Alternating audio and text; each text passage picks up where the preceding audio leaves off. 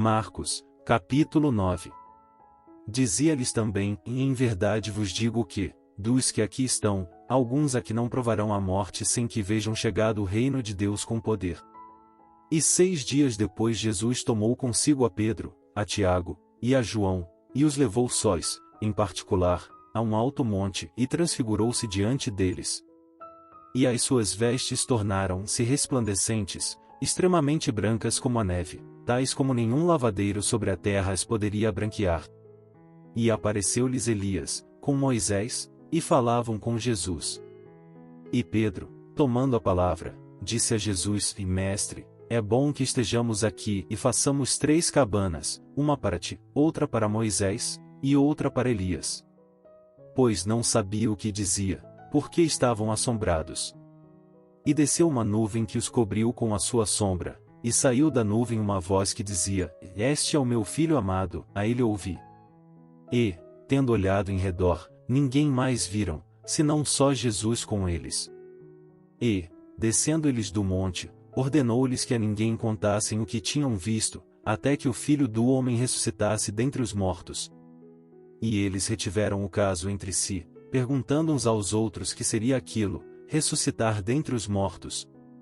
E interrogaram-no, dizendo: Por que dizem os escribas que é necessário que Elias venha primeiro?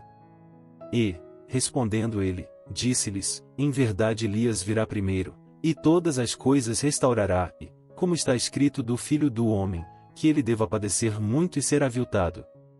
Digo-vos, porém, que Elias já veio, e fizeram-lhe tudo o que quiseram, como dele está escrito.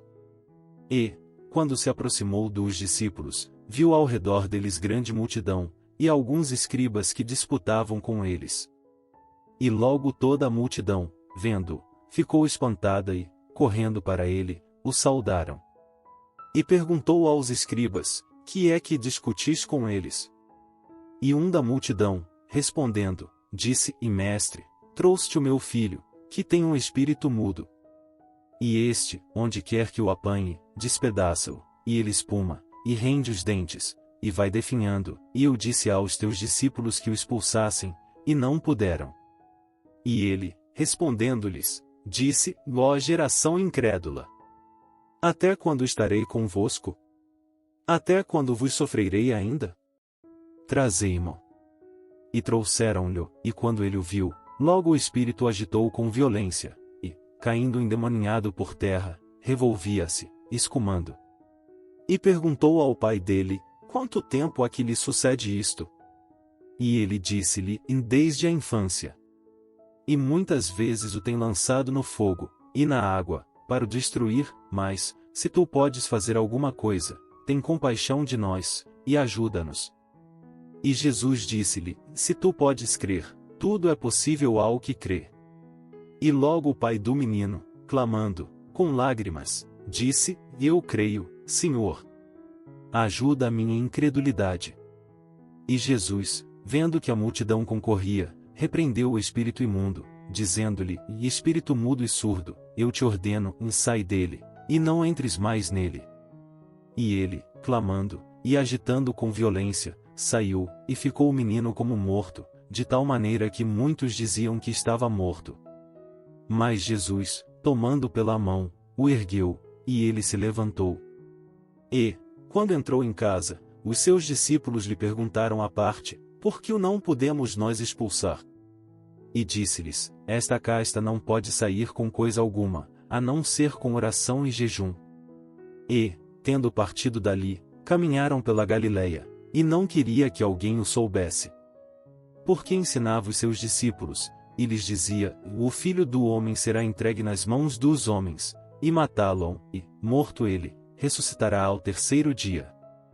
Mas eles não entendiam esta palavra, e receavam interrogá-lo. E chegou a Cafarnaum e, entrando em casa, perguntou-lhes: Que estáveis vós discutindo pelo caminho? Mas eles calaram-se, porque pelo caminho tinham disputado entre si qual era o maior.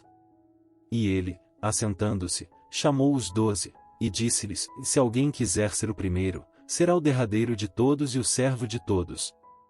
E, lançando mão de um menino, pô-lo no meio deles, e tomando-o nos seus braços, disse-lhes: Qualquer que receber um destes meninos em meu nome, a mim me recebe, e qualquer que a mim me receber, recebe, não a mim, mas ao que me enviou.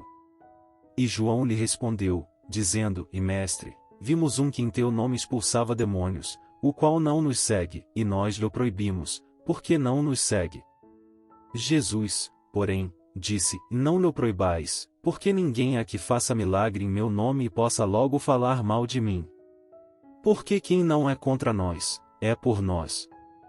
Porquanto, qualquer que vos der a beber um copo de água em meu nome, porque sois discípulos de Cristo, em verdade vos digo que não perderá o seu galardão. E qualquer que escandalizar um destes pequeninos que creem em mim, melhor lhe fora que lhe pusessem ao pescoço uma mó de atafona, e que fosse lançado no mar. E, se a tua mão te escandalizar, corta-a, melhor é para te entrares na vida aleijado do que, tendo duas mãos, ires para o inferno, para o fogo que nunca se apaga. Onde o seu bicho não morre, e o fogo nunca se apaga. E, se o teu pé te escandalizar, corta-o, melhor é para te entrares coxo na vida do que, tendo dois pés, seres lançado no inferno, no fogo que nunca se apaga. Onde o seu bicho não morre, e o fogo nunca se apaga. E, se o teu olho te escandalizar, lança-o fora, melhor é para te entrares no reino de Deus com um só olho do que, tendo dois olhos, seres lançado no fogo do inferno. Onde o seu bicho não morre, e o fogo nunca se apaga. Porque cada um será salgado com fogo, e cada sacrifício será salgado com sal.